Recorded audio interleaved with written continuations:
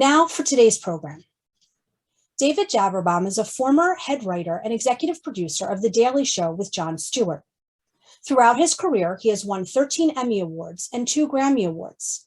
He is the voice behind the parody Twitter account at The Tweet of God, which has over 6 million followers, and he wrote the Broadway play An Act of God. David is the author of several books, including The Last Testament, a memoir by God, which is the prequel to his latest book, The Book of Slams, 97 Divine Diatribes on Humanity's Total Failure. Michael Krasny served as host of the award-winning forum program at KQED, the San Francisco National Public Radio affiliate, where he interviewed many of the world's leading political, cultural, literary, and science and technology figures. He is an emeritus professor of English at San Francisco State University and will be teaching an upcoming 10-week course on short fiction masterpieces at Stanford. He also teaches courses for Lair House Judaica and lectures for the Institute of Judaism. Michael is the recipient of many awards and honors, including Career Achievement Award from the Society of Professional Journalists, and received an award from the Radio and Television News Directors Association. Michael is currently working on 2 books, one on the art of the interview and the other on race. He is also the author of Let There Be Laughter, a treasury of great Jewish humor and what it all means. Please welcome David Javerbaum and Michael Krasny. And welcome to everybody who is with us here, and welcome to David Javerbaum, who I'm looking forward to talking to and conversing with. And let me just say a couple of other things by way of addition to, well, call it David's pedigree. I was certainly familiar with The Daily Show, but not familiar with David and his work. And I've been quite impressed with, I use the word pedigree because he has one that goes all the way back to working on the Harvard Lampoon. He's a recipient of the James Thurber Award, which is quite coveted among comedy writers and serious writers as well. And I should mention that he served as a producer of not only the James Corden Show, but was a producer to the Kaminsky Method, which some of you may have seen, with Michael Douglas and Alan Arkin. He was a writer for the David Letterman Show. He has a really versatile and impressive career, and I'm looking forward to talking with him about his book, as well as some other things that we'll try to shoehorn in here. But we do want to hear from you and any questions or comments that you may have.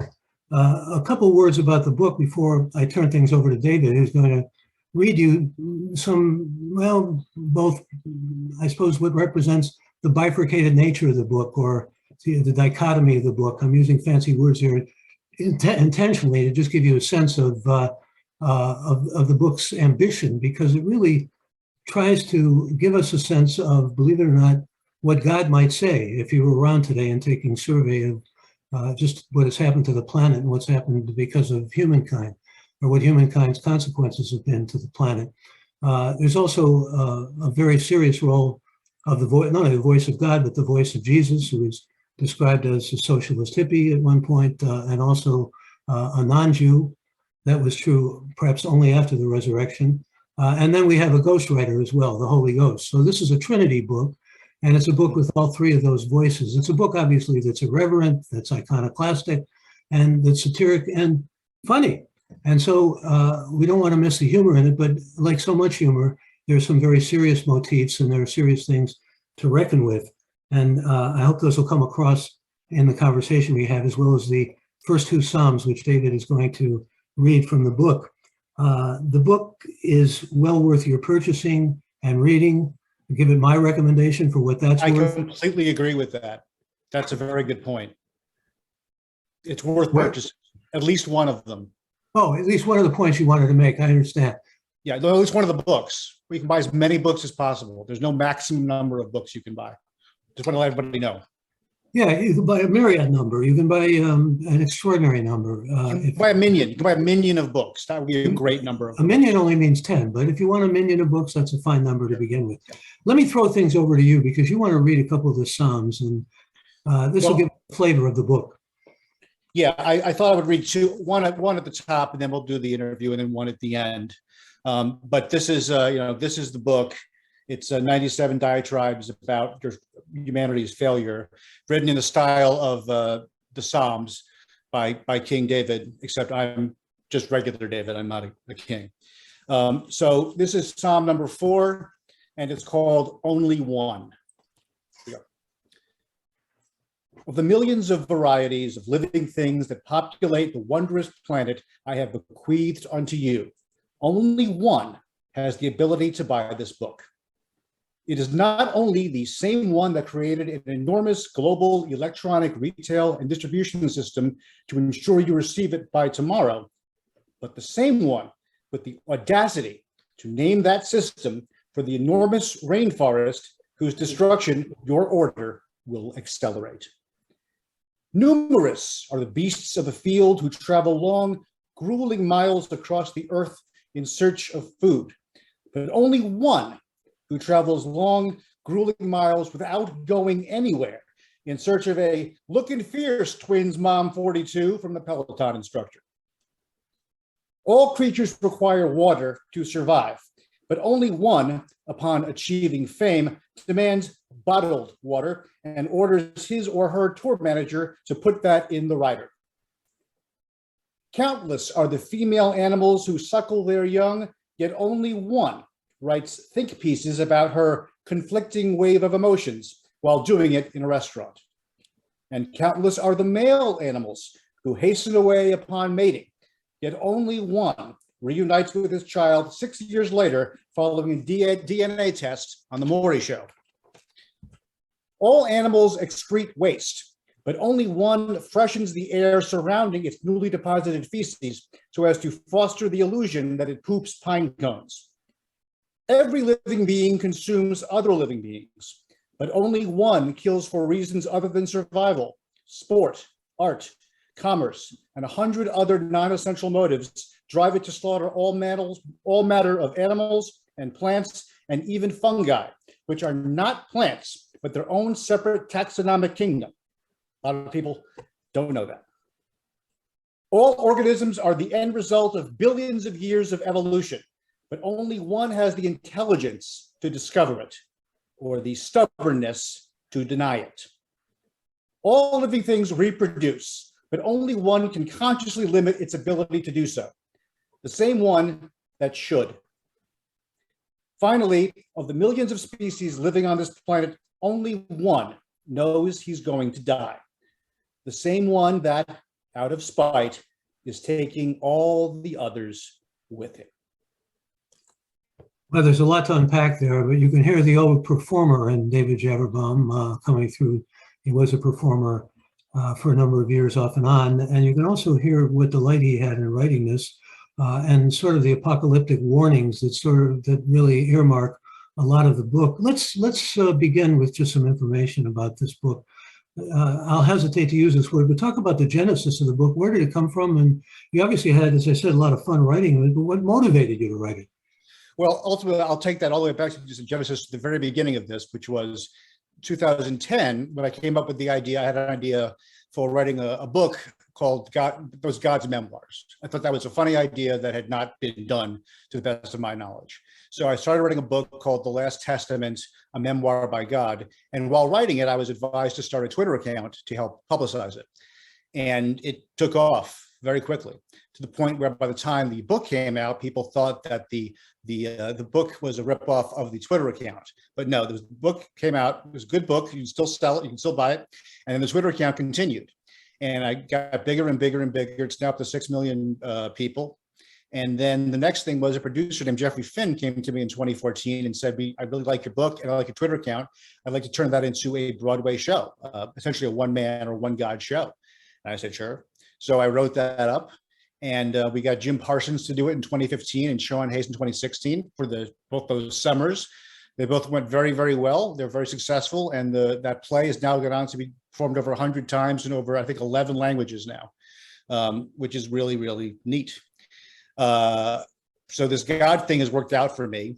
And so I haven't written a book in a long time. And when COVID hit, I just wanted to write a book because I knew I'd be home all day and I wanted to do something. And I thought, maybe a smaller form thing this time would be fun. So I remembered the Psalms from the Bible, 150 Psalms by King David, or allegedly by King David.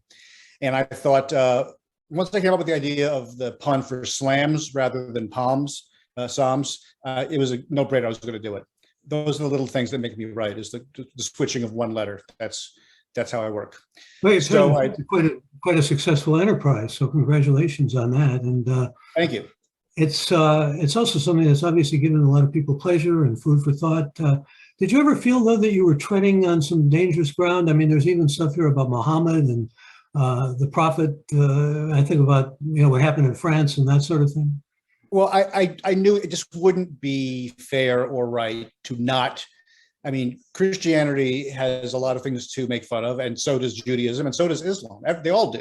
And it wouldn't be right or look right to not have at least one part of the book, one section of the book that attacks it as vigorously as the others. So, I was careful. I thought about what the words were, but I'm glad I did, because I would have felt a little cowardly had I not done that. A non-denominational attack, as it were, Yeah. or attacks. Yeah. Well, I thought maybe I would give people a flavor, as you just did, of what comes across for me as a reader and as someone who thinks about what he reads, or at least tries to.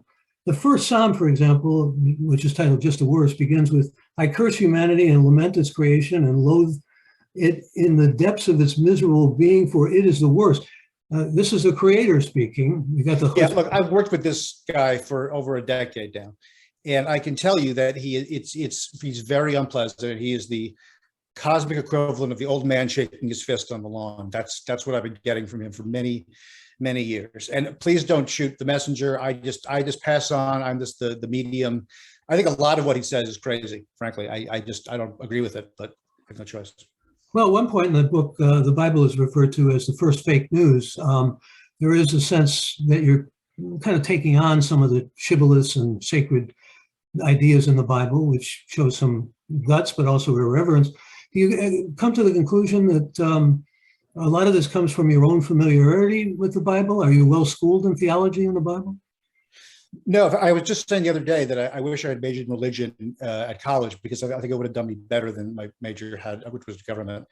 But no, I'm not a particular scholar of it. I just know I see the effects of it in the world, as could every single person who looks up, all the time. I see the effect it has, and I think you can guess what I think the overall effect of that effect is negative. And so I just, I treat everything like the Old Testament and the New Testament are absolutely real, which is what you would have to do.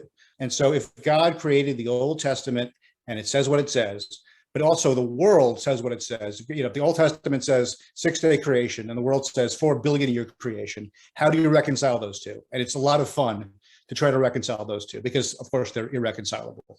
And there are so many of those irreconcilable things when we think about belief and credos. I'm also struck by the fact that you're reaching for humor in a number of different ways, and we can talk about that. But how do you decide that something's funny, or it's ironic, or it's worth putting in the book?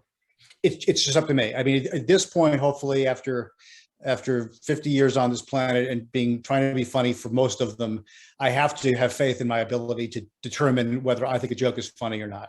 There's no other way to do it. I mean, I do wonderfully. My wife is a sounding board, so that's very helpful. But ultimately, you have to write a book, especially a book, because you don't write a humor book to cash in millions of dollars. That ain't happening. So you can only do it if you really do enjoy the process and make yourself laugh.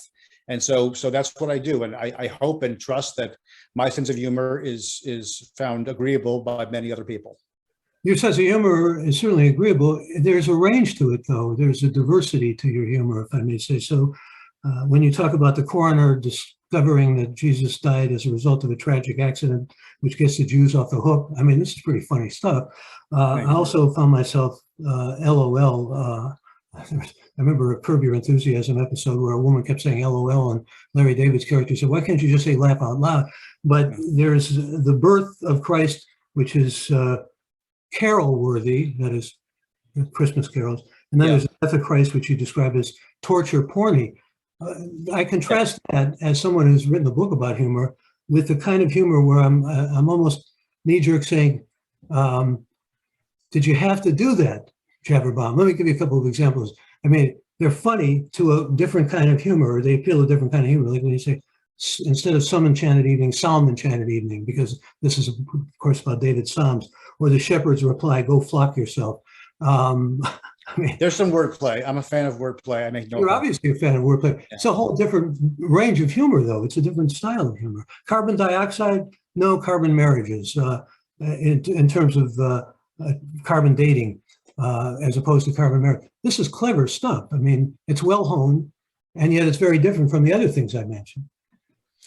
I like, people always hold up, and I hold up as well, The Simpsons as the ultimate comedy show because of the fact that it's so funny in so many different ways. That's what many people in comedy remains the ultimate holy grail, to achieve that level of diversity in humor. And so that is a conscious thing that I try to do, and I try to put in some balance so that it never becomes predictable. I mean, if it ever becomes predictable, then you have a big problem.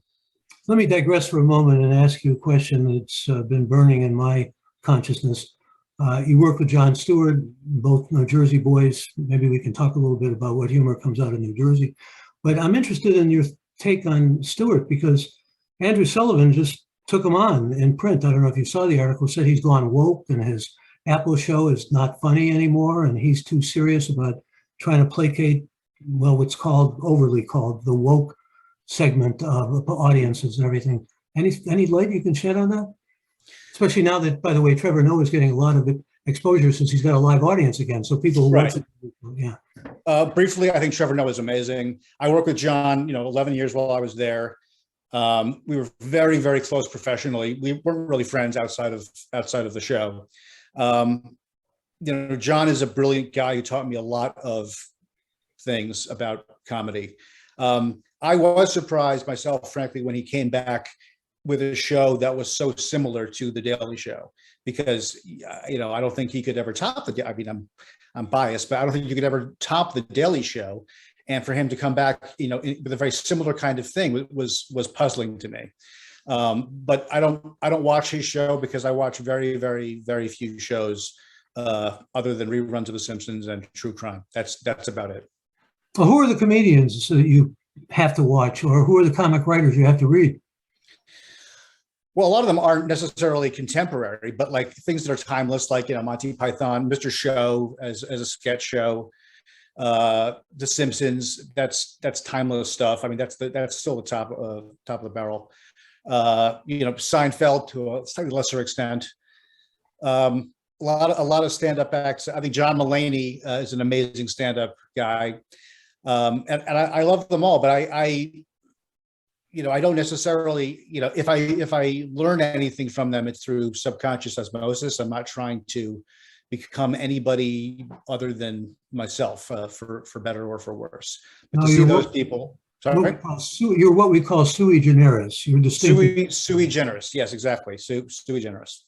Now, I want to ask you about some of the things you satirize here. You take on the televangelist, for example, with good rapier wit. Particularly Joel Osteen. I mean, there's some pretty funny lines about Joel Osteen, but obviously that's because he's a jerk. That's because he's a big jerk who's stupid and dumb. Yeah, I mean, your attitude is strong. It gets even beyond satire. You want to say that you think he's a jerk. Yeah, no, he's a jerk, and I don't think that my thinking he's a jerk is a rare opinion among anybody with half a brain. I mean, I don't think my observation is particularly insightful. They're all jerks. They're all frauds. They're all liars. None of them are remotely preaching what Jesus Christ himself actually taught. None of them are therefore actually Christians. And, I wasn't born Christian, so it doesn't personally offend me the way something's happened within Judaism. It offends me personally, but it's still, it's patently terrible. And it's really, the damage it does to, the American or the world soul and spirit cannot be underestimated. So you have abandoned hope of all religions actually providing solace or spiritual? No, not at all, Michael. I never had hope. But you have a certain kind of disregard or maybe even contempt for the teachings of religions or the hypocrisies of religions, don't you? I have a contempt for, hypocrisy. It's the same as with The Daily Show. It's the same with any comedy endeavor, or it's vaguely satirical, as you look for the hypocrisy or the irony or just the evil, and you hopefully use your jokes and sense of humor as a way to expose them. Not that it makes any difference in the world, but it's just kind of satisfying to do that. You're not vaguely satirical. I'll give you a high compliment. You're at your best Swiftian satiric. That is evocative. Thank you. Of Jonathan Swift. Swiftian, I will take that and also Oscar Wilde. And those are my two heroes from bygone eras. They're the best. Well, then there are the opposite of heroes like Joel Osteen. And at one point, and I want to get your response to this, at one point you talk about Shanda for the Goyim, which anyone who knows Yiddish or has any cultural background in Yiddish knows it means it's bad for the Jews because it looks scandalous to the Gentiles who are judging the Jews in the Jews' minds and often judging them for real. And you have the Shanda for the Goyim. You mentioned names like Harvey Weinstein and Jeffrey Epstein, which brings a shudder to many Jews.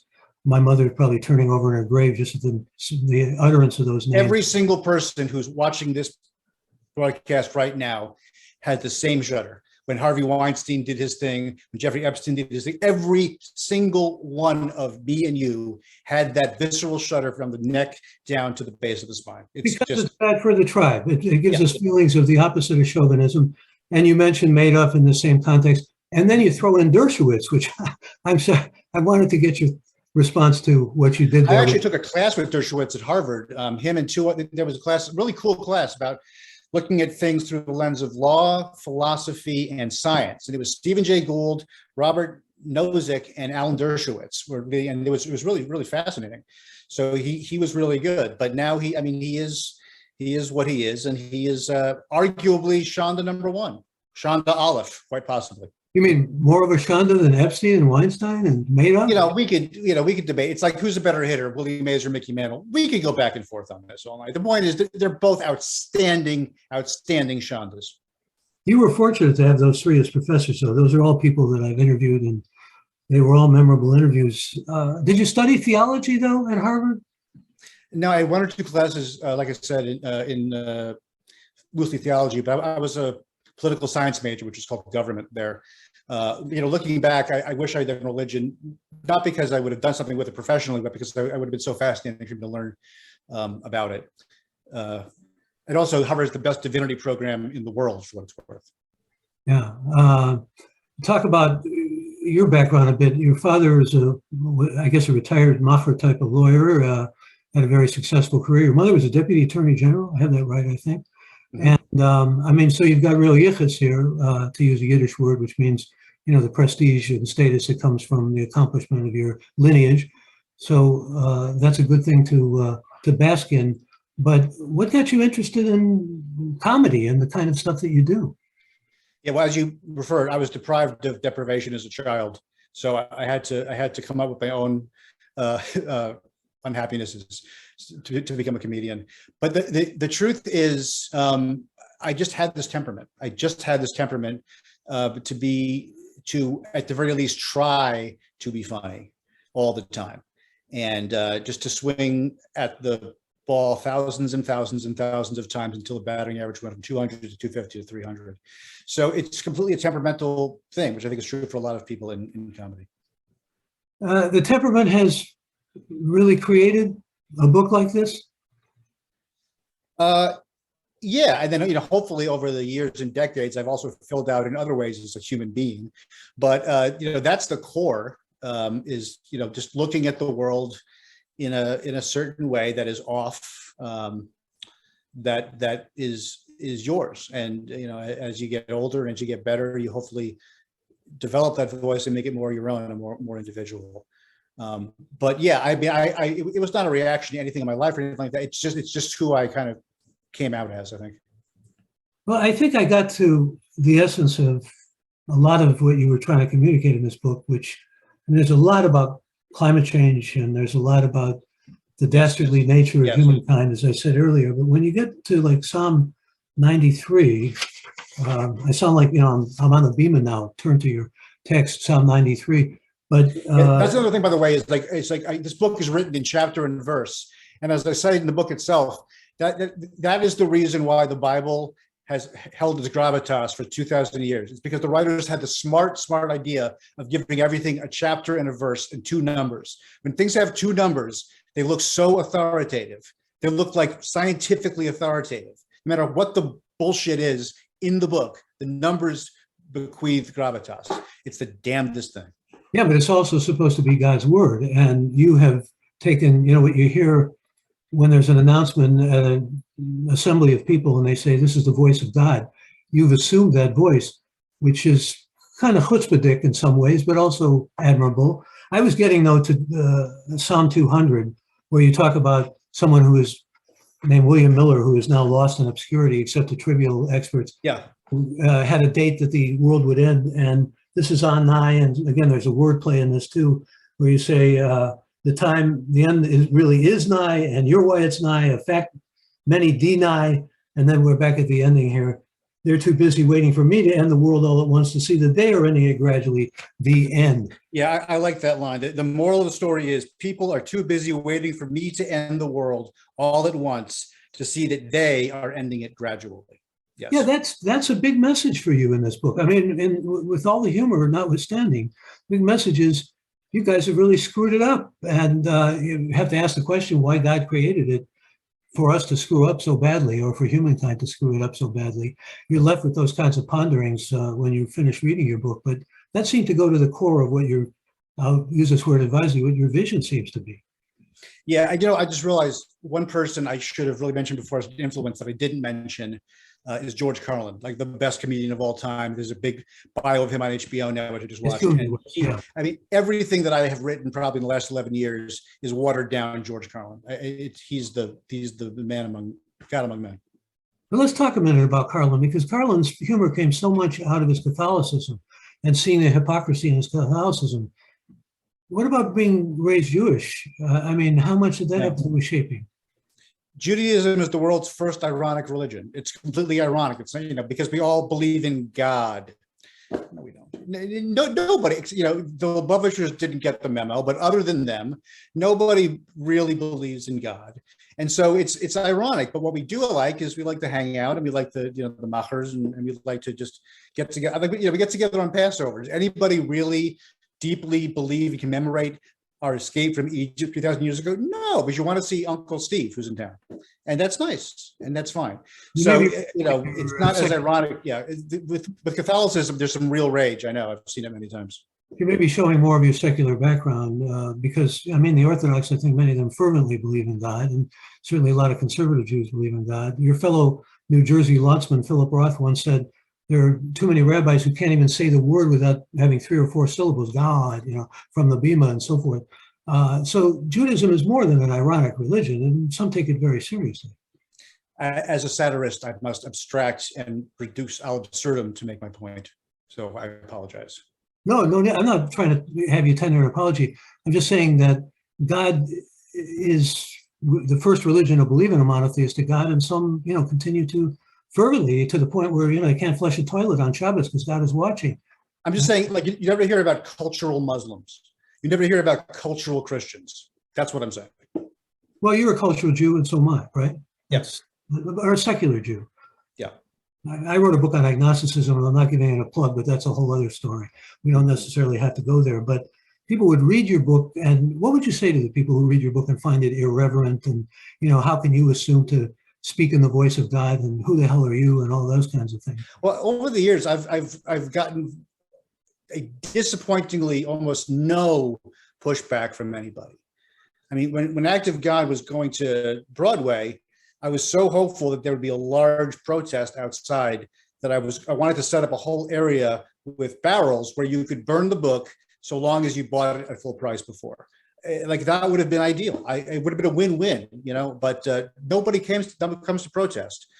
So I haven't really had any problem with it. And the reason why, I think, is because people don't get all that upset when you insult God, because everyone knows deep down that God is kind of a jerk. But when you go after Jesus, people get really upset because that's their guy.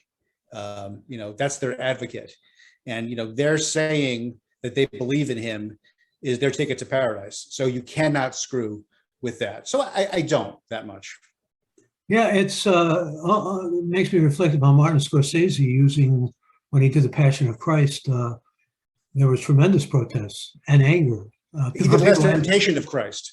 When Mel Gibson did Passion of Christ, which was far, far bloodier, no one protested because yeah, he thought it was cool. Confused that anti-Semite Mel Gibson with Martin Scorsese.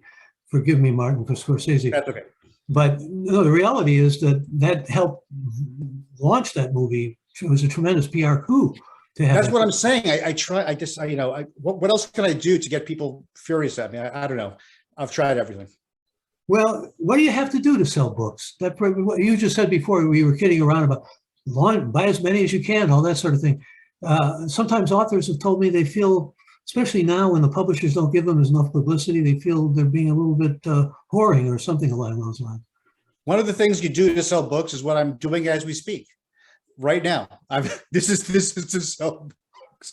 And the other, you just do the publicity. I have a Twitter account that has 6 million followers. So you would think that might be a good leg up on book sales. But what I've learned over the years is that it's not actually. Not as much as you'd like, because people who follow you on Twitter just come to expect free goodies and everything is free. And they resent it when you have the nerve to ask for a small amount of money for a large work that you've spent months and months of your life working on. But what are you going to do? Well, I'm one of these Facebook public figures, and it doesn't necessarily help me with thousands to sell books either. It's supposed to be a network, but it doesn't always work that way. Didn't you get suspended for a while from Twitter? You want to talk about that?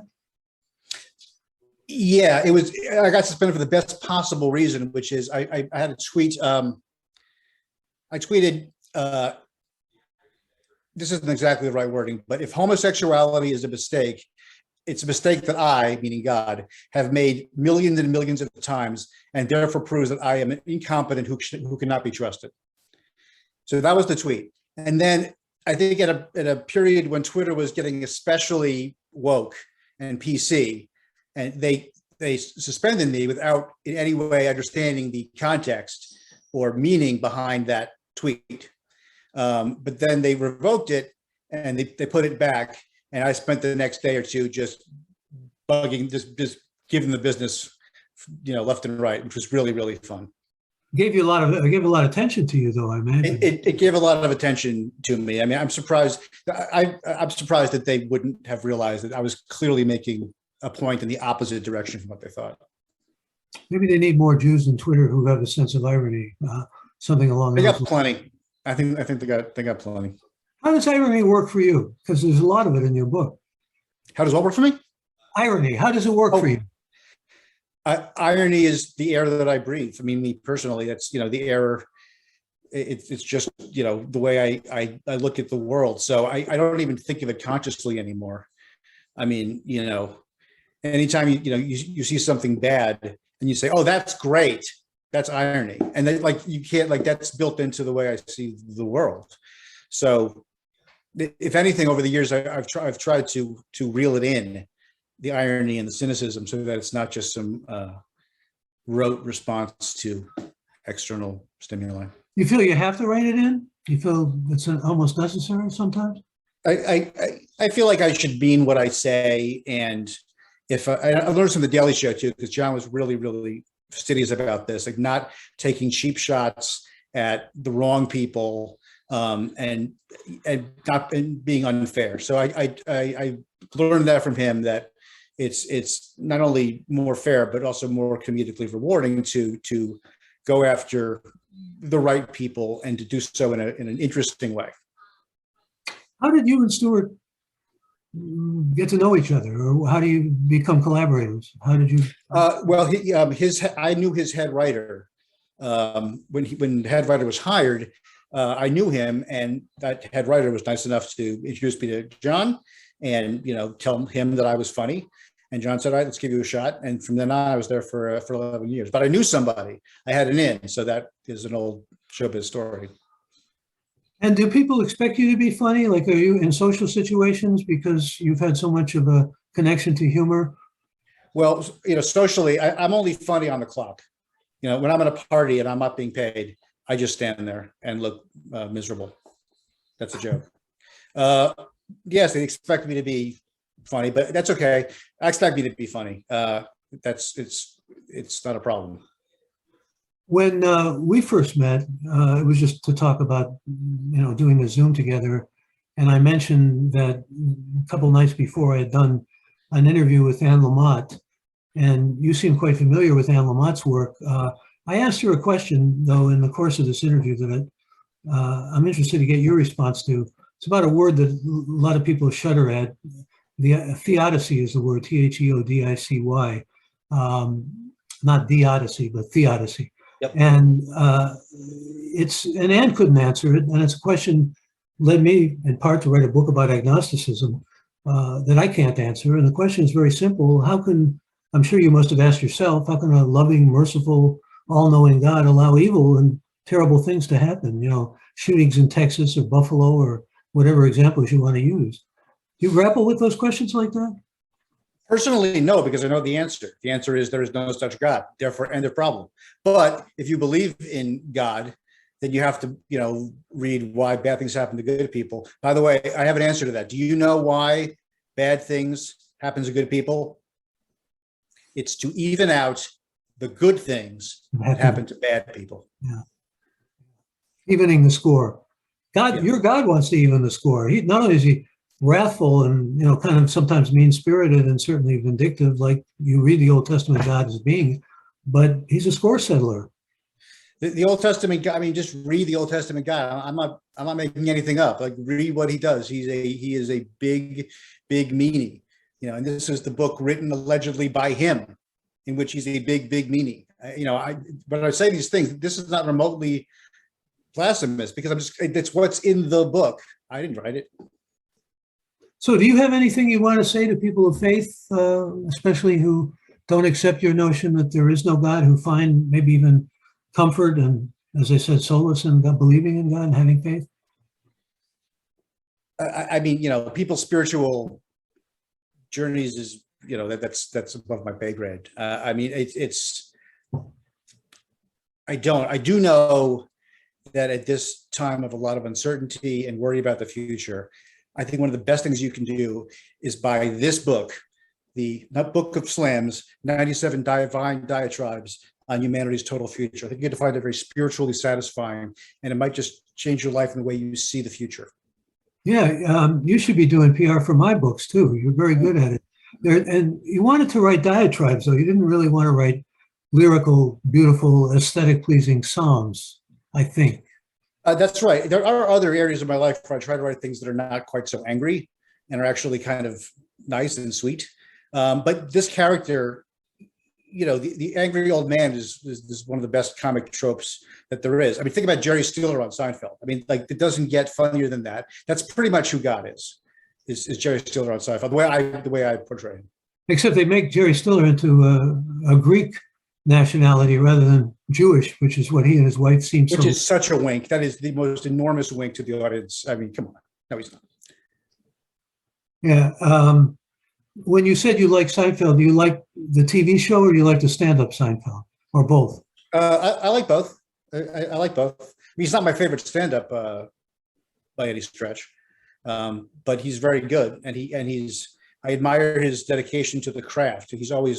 He's very, very professional and really, loves and respects his job, which is always a great thing to see in anybody else. And you also talked before about the love, the kind of intense, passionate love for Jesus of certain people, particularly, I suppose, in red states. And you're trying to create a Jesus here, just like you're trying to create a God. And you say you see the God as a big meanie. How do you see Jesus? Oh, I see Jesus as a great guy. I really like. I'm just going on the basis of these two books that exist, which is all you have. Jesus may not have even existed, but just going based on the book and those four Gospels, for the most part, he says wonderful things. It's the same conclusion that Monty Python drew when they were researching Life of Brian. They set out to write a parody of Jesus, then they read his stuff. They're like, he's right. He's really good. So they changed it to make it about a guy who's like Jesus, but is not Jesus. I like what Jesus. I hate what people do in his name, and I would think he would too. Let me ask you about the writing of this book. How much time did you allot to each of the Psalms, and did they just come sort of in a rough draft, one after the other, or did you want to orchestrate them a certain way or provide an organizational principle to them? Well, originally I had 150 of them, like David. I had 150 of these. So, and I finished 150. And then upon second thought and consultation with my editor/wife, I realized I'd rather cut some and keep the good ones. There's no need to be so exact with the 150 and 150.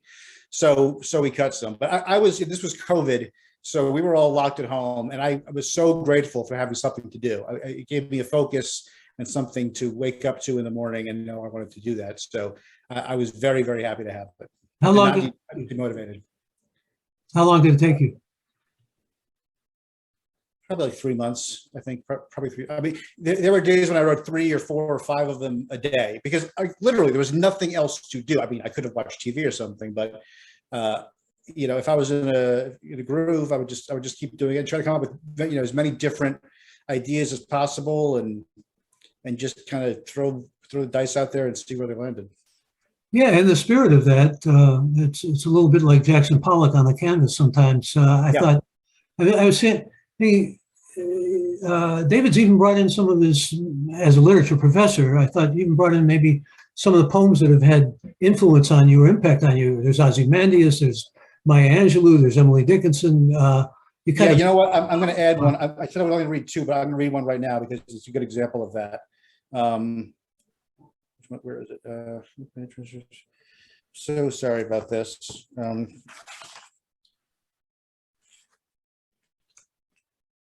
Here we go. Okay. So this is a poem, a parody whose basis you probably know.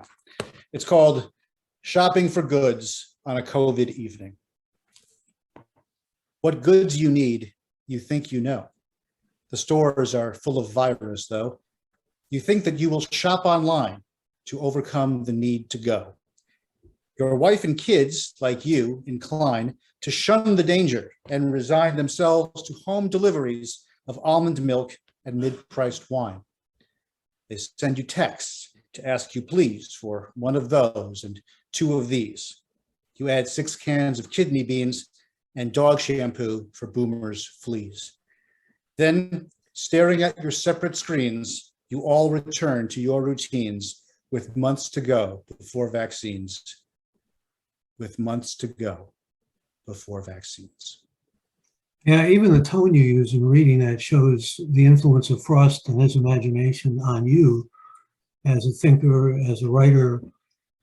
How much did poetry really affect you? Well, for this book particularly, because the Psalms are poetry. They are. The Psalms, are poetry. I mean, I like poetry. I read a lot of it. I read a lot of it. There's certainly, I got to think of the least commercial part of this book, because a lot of them are like, who reads Shelley anymore? But I love doing it because a lot of it also because it's parody, and I love writing parody. I love writing parody that changes the original as little as possible, but also change it as much as possible. So I just really enjoy doing it. And frankly, it made me feel very smart to do it. And I put it in there. And so if people don't like it, I can feel smarter than them, which is a very important thing for me. Well, these are poems that have stayed with you. And it's nice, again, as a literature teacher, to see that though you may have been bored as hell during COVID and all that, you've sort of reframed them and gone back to them. I mentioned New Jersey, though. New Jersey has, you think of the Four Seasons and Springsteen, you think mainly of music, or Philip Roth, as I said earlier. How much, and Jon Stewart, that kind of milieu that you come from, that environment that you come from. Talk about it a bit. I mean, how did it influence who you are and what you think, how you see things? It was suburban New Jersey, which, in my mind, to me, is like the vanilla of all the possible backgrounds you could have. I mean, I grew up in Maplewood, and I loved it there. Went to a Columbia High School there. I loved it there. I'm not sure about. I mean, there's Bruce, obviously. I mean, he's the best. But I'm not sure how much New Jersey influenced me. I guess, there was a large community of Jews in New Jersey, and many of them I became friends with. but I'm not sure it was really a Jersey thing for me. Again, it was just like from kindergarten I was trying to be funny to my parents' disgust and horror. But so it was kind of just that. I wish I remember who the comedian was, but there's a lot of comic lines that have stayed in my head, and they don't always have the attribution I'd like them to have immediately. But it talked about New Jersey as being one of Dante's circles of hell. So you're sort of playing with some of the irony and ideas like you are, but from your... Yeah, I don't believe that at all. I know, yeah, New Jersey is everybody's punchline. I don't think it's like paradise, but I don't think it's a punchline either. I think it's a very nice place to live. That's why it's the densest state in the country. People enjoy living there. So it's not bad. Can you talk also, before we hear from some of the people who have questions and comments, where the Holy Ghost figures in this? You wanted to get the Trinity, I know. The Holy Ghost is distinct, quite as Jesus is of God's, obviously. The first three slams are by God, and then Jesus, and then by the Holy Ghost writer. And he explains exactly what his role is in the book in his first slam. I am the Holy Ghost writer, a third of the divinity, the shyest and most esoteric member of the Trinity, a self-effacing Godhead, although one with an affinity for entering a woman's ear and taking her virginity. The Father, Son, and I have lived for ages immemorial, as three, but also one, math mystic and phantasmagorial. But since we're consubstantial, we are never territorial, and that is why the book you hold is triply co-authorial. My portions will be passages of poetry and parody. They're heavy on the irony, but light on the vulgarity, with many satirizing works of great familiarity. The sources of these spoofs will be identified for clarity. So please enjoy my humble bids at verbal ingenuity. Their contrast with the other slams may seem an incongruity. I wasn't sure my work was any good, but looking through it, even Jesus told me, Holy Ghost, this format suits you to a T. Oh, you created something there as well. We're going to go to the chat and get some of the comments and questions. Did you want to read another, or you want to wait on? Oh, yes, I wanted to read one that wasn't so depressing and miserable, like most of them are. Okay. More of a little uplift with this one. Yeah. Okay. Slam 65. Dogs. Dogs are the best. Dogs are the best. The best. Dogs are the best. Yes, they are. Yes, they are. Who's the best? They are. Dogs are the best. And who made them? Not me. Not really. You. You turned a vicious wolf that lunges for your throat into a lovable chihuahua that perches in your pocketbook. Dogs are mankind's best invention, period. Easy call. Even in a 21st century full of innovations ostensibly designed to make your life easier, dogs remain the only innovation that actually make it better. Siri may recognize your voice, but she doesn't yelp in joy when she hears it. The GPS may know you've arrived home, but it doesn't celebrate by nuzzling your neck. A backup drive retrieves data because that's how it's programmed. A dog retrieves a stick because it wants you to be proud.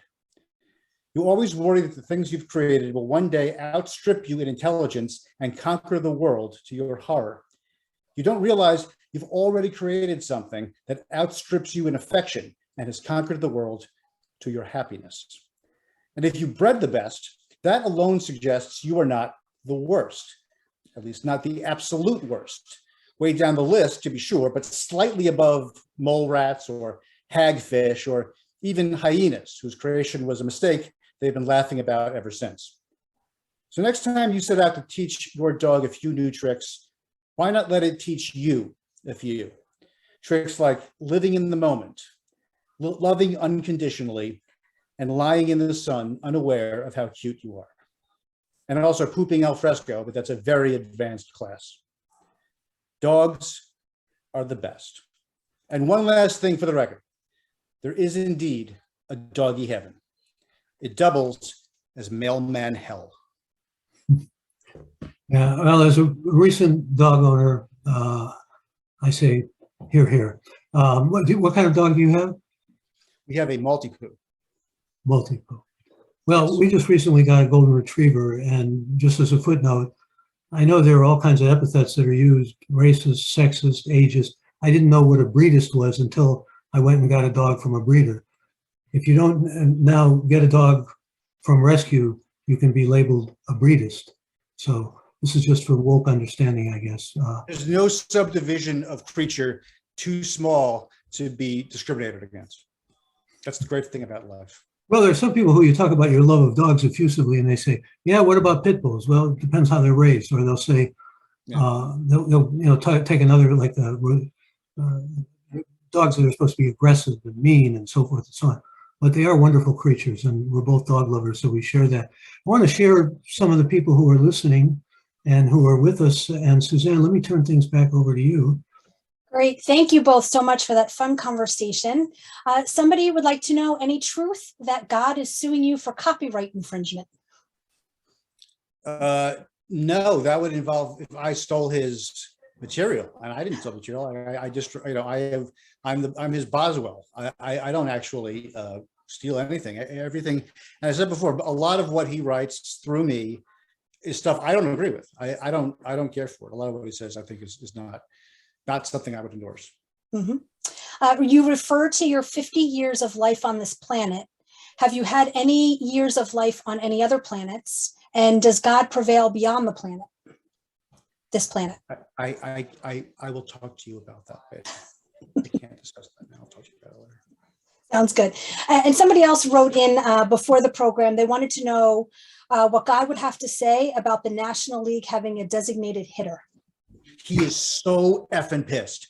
He is so effing pissed. They put the DH, the whole point of the non-DH was to have the separation of the two leagues and have one thing different about them that they can contrast to compare them. Now it's the same thing. He is rip shit, honestly. You know, I think there's something else that, since you're obviously like me, a baseball fanatic, that he might be pissed about, and that's what's happened to using platooning pitchers all the time. You know, you sit and you watch a game and you think, I mean, I'll bring up a name that is sacred to most Jews. Sandy Koufax would pitch, 9 innings, always total 9 innings, sometimes within a few days of each other. Impossible now. The arm has to be rested. I'm not saying that that's necessarily a bad idea physiologically or medically or anatomically or any of those, but it's not the game that I grew up with. It's a very different game.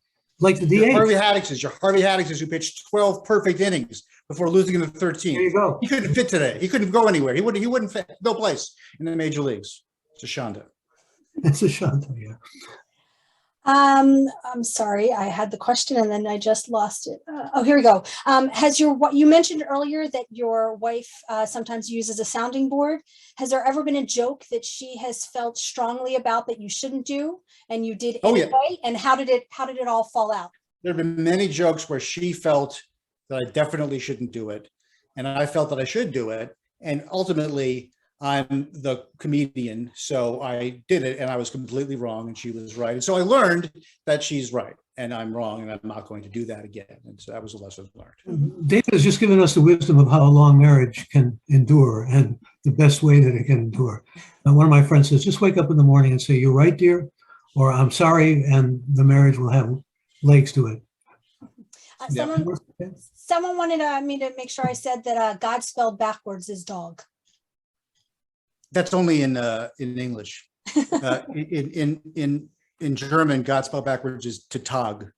So I don't know what that would. You know who made a big deal out of that? Edward Albee, in a play called, again, a very kind of apocalyptic misanthropic play, which you may remember, David, called Zoo Story. There's a character in there, as a homeless character, who is out of his mind, but plotting his own suicide, really. And he talks about dog and God being backward. Used to be a bumper sticker with that. I don't know what to make of that, but yeah, I don't know. So a few serious questions. What is your analysis about the future of women and non-binary representation in Jewish humor and comedy writing?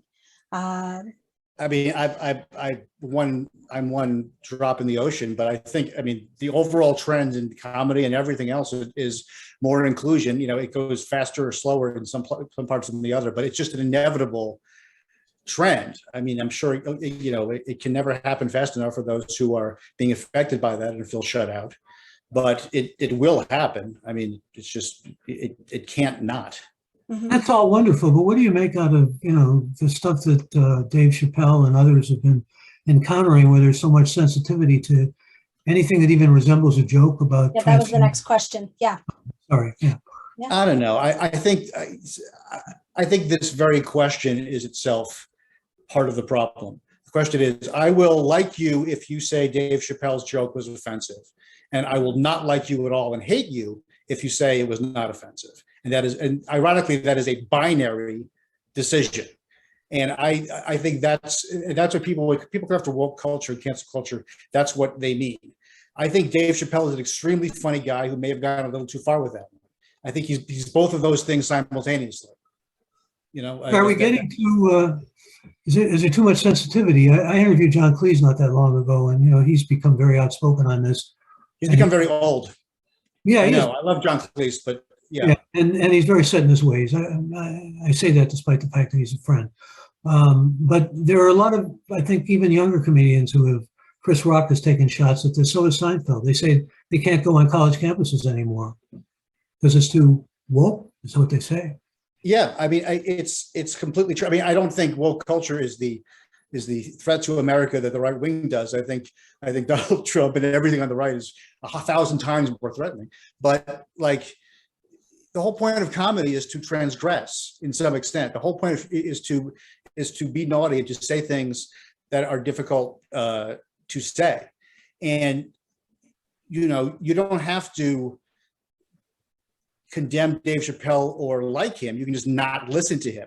And if enough people find it offensive and don't listen to him, then organically he will stop, or it will go away. I do think cancel culture is just a way too simplistic way and a not very alive way of looking at the world of comedy. Mm-hmm. A few people have asked about referring to God as he. Is there a reason? Yes, there is a reason. The reason is because I am making fun of the Old Testament God, and he is very much a he. That's the reason why. It's not because I don't believe there's a God who's he, she, that, or anything. But yes, that's from the very beginning, and his avatar is as white male as it gets, and that was always part of it. Yeah. Great. We are about to run out of time, but before we go, what is next for you? What are your plans as you move forward? I'm probably going to go to the bathroom. And after that, I have, there's a number of things that I'm working on. And actually, the current job that I have for I don't know how many more weeks or months is a dream job for me that I never, ever thought I would have. Seriously. I am a co-executive producer on what will be the return of Beavis and Butthead. And when I say that that's a dream job, I'm not being glib. I really mean, like, I can't believe I get to work on my favorite show of all time. So that's the job I have. Then I have a number of other things, but you know, it's impossible to know what will become real and what will just linger on my computer. Can we bring Beavis and Butthead into the present moment, into our own? Yes, please. Anytime. Yes. Great. Well, I want to thank both you, Michael, and David for joining us today. I want to remind everybody to purchase David's book, The Book of Slams, 97 Divine Diatribes on Humanity's Total Failure. I will be sending out an email later this week that will include a link to the book as well as the recording. Remind everybody to go to momentmag.com/Zoominars, where you can register for next week's program with Congressman Barney Frank. Again, thank you everyone for joining us. Thank you, Michael and David, and we will see everyone next time. Take care. Bye-bye.